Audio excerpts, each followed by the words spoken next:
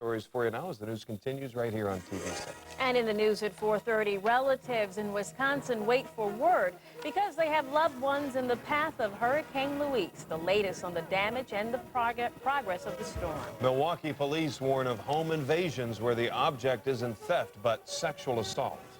And it's time for road work on one of Milwaukee's most famous miles. Those stories as the news continues on TV6.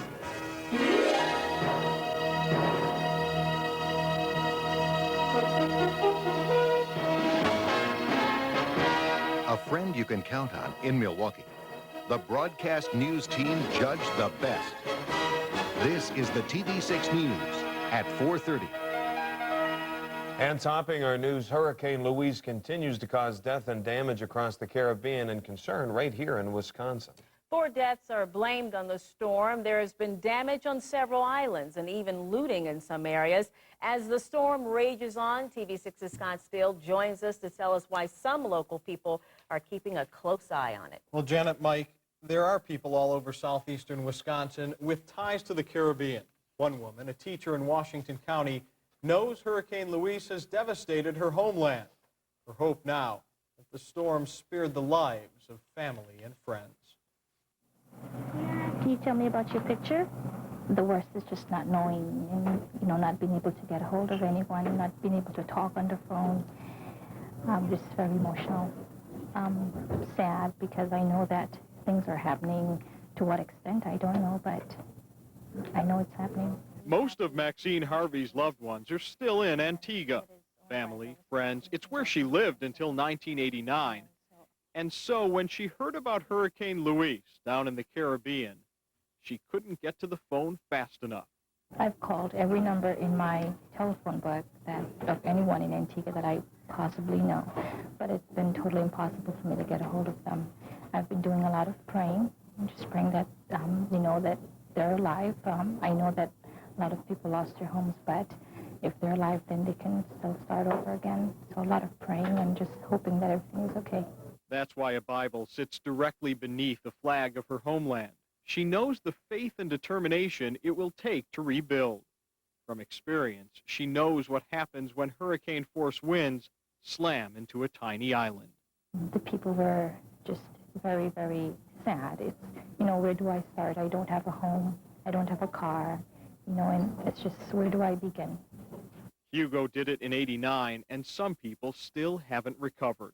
I know that the island is destroyed, but I do not know if my sister is alive. I don't know if my sister is injured. I know that the hospital was destroyed completely. It's a long walk to the phone. Fear and concern make it seem even longer. I just wish someone would pick up the phone, and I would know what happened.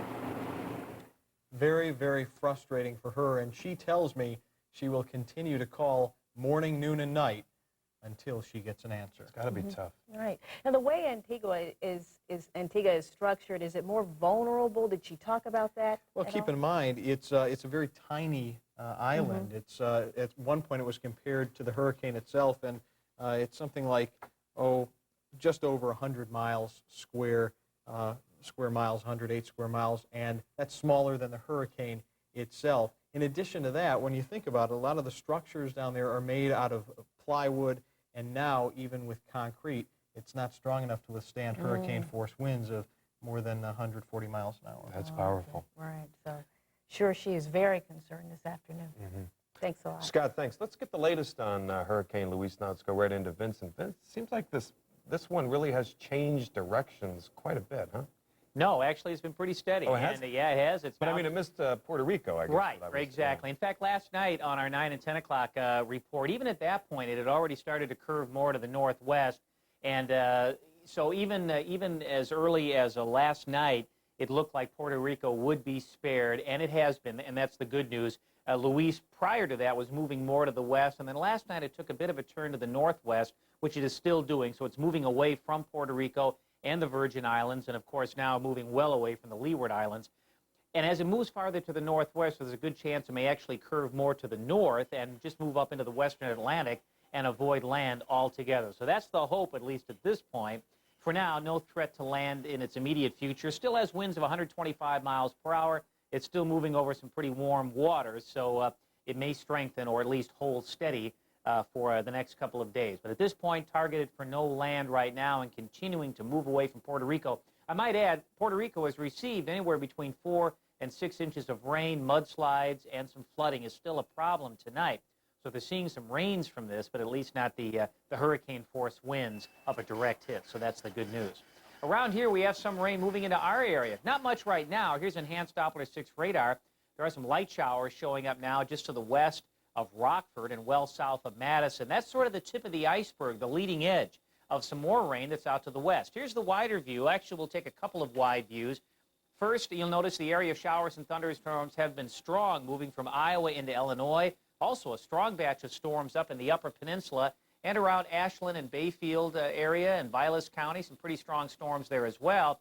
Farther out west, a cool rain is moving down from the Dakotas, and a line of thunderstorms is now firing just to the east of the Twin Cities. The strong cold front is now pushing through the Twin Cities, and thunderstorms firing up ahead of it, now moving into western Wisconsin. There's a pretty good bet that there may be a severe weather watch of some type issued for western and central Wisconsin over the next couple of minutes. That'll go through the evening hours. So there may be some rough storms, especially to the north of us. We'll keep you posted on that as things develop. Okay, Vince, thanks. Milwaukee police are seeking a man they say has invaded 4 homes to commit sexual assault. So far, the man has operated on Milwaukee's west side. Police say they want the public's help to catch him before he strikes again. Phil Harris has that story. Since May 1st, 4 West Side homes have been invaded, their female occupants sexually assaulted. One of the victims was 14. Police say the rapists enter homes through open windows between midnight and 3 a.m. This suspect apparently prowls in the area looking for open windows. Upon finding an open window, he cuts the screen, crawls into the residence, and sexual assaults the victim. The area where the rapist has struck is bounded by 40th and 52nd Streets between Garfield and Center. The invasion rapes have people on edge. Scared, for my daughter and myself. It's really scary. It makes you scared, nervous, kind of hard to sleep at night knowing that people's coming through your window. Whew, I don't know what to say next, but I hope they catch them soon.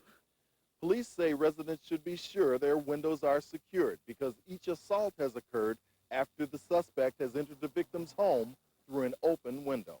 He's walking through yards looking for open windows. If someone sees someone suspicious walking in the area in backyards or in alleys, they most definitely should call the police.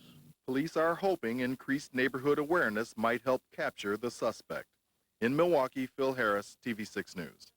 Now, because the assaults have occurred in darkened homes, police only have this limited description of the suspect. He is a male, black, between the ages of 17 and 21. His height is between 5'6" and 5'9". He has a slim, muscular build, short, natural hair, and a clean-shaven face. He was wearing dark clothes. Anyone with information about the suspect or the assault should call the Milwaukee Police Department at this number, 935-7302. The government is recalling nearly 400,000 popular women's scarves because they're dangerously flammable. This demonstration shows how quickly the scarf can go up in flames. The recall is a precautionary measure. So far, no one's been hurt. The scarves are rayon or a rayon blend. Most are labeled Fashionique 2, and they're made in India. If you have one of these scarves, you're advised to take it back to the store where you bought it for a full refund. The rumble of heavy equipment replaced the roar of race cars today at State Fair Park in West Allis. The historic Milwaukee Mile is getting a new track. John Drilling has the story. Each scoop of the front-end loader's bucket holds a big piece of Milwaukee racing history. For 92 years, the Milwaukee Mile has tested the skills of auto racing's greatest drivers. Originally carved out of rocky Wisconsin farmland for horses to run on in the 1870s, the track hosted its first auto race in 1903 and rapidly gained fame as the finest and fastest mile oval in the upper Midwest. They were 2 seconds under the track record right off the bat. Al Krause saw his first race on the Milwaukee Mile with his friend Otto Klump in 1936. Al remembers when the track was first paved in 1954, and over the next 3 decades became the nation's busiest mile oval, hosting more than 200 midget, stock, and IndyCar races. A track that saw its share of tragedy, the death of Ronnie Duman in a 1968 crash, and more than its share of triumphs. But in recent years, the old track, never very smooth, has grown even bumpier. Its pavement susceptible to seepage from an underground creek in the first turn, and its racing surface a checkered flag of asphalt patches. A track that very much needs to be replaced. We're completely removing the existing asphalt and stone, and we're reconstructing it using an open graded base pavement. Project engineer Mark Johnson says the new racing surface will be much smoother and tougher than the old, affording race cars better traction and safety at high speed. Otherwise, Johnson says, the track with its relatively flat turns and wide straightaways will stay the same. It has its own special characteristics that everybody likes, and the drivers say that it is quite a challenge to drive this track. The $1.3 million project will be finished in time for next season's IndyCar opener. And promoters say the new pavement should continue to challenge the world's best drivers well into the next century. At State Fair Park, John Billing, TV6 News. One other footnote, cost of the project is being paid by Milwaukee Mile Incorporated, the organizer of races at State Fair Park. We'll return with new research in the fight against arthritis. The focus is on the relationship between the mind and the body.